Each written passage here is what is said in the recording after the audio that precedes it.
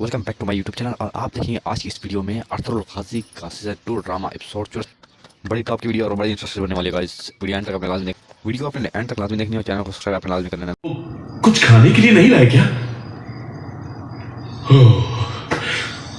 बहादुर बच्चे, कुर्बान जाऊं मैं तुम पर। एक बात बता तुम मुझे, अरतुगरुल भाई अगर तुम्हें चीन जाने का कहे तो क्या तुम इनके साथ चले जाओगे? अरतुगरुल भाई अगर मुझे चांद पर भी जाने के लिए कहेंगे तो मैं पर लगाऊंगा और उड़ के चले जाऊंगा बमसी भाई। हाँ माशाल्लाह माशाल्लाह, ये बात वाह माशाल्लाह।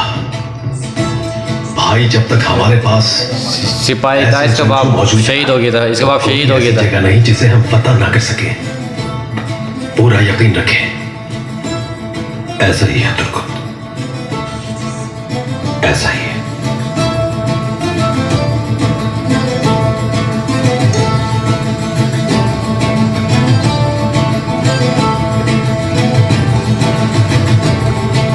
शुक्रिया भाई।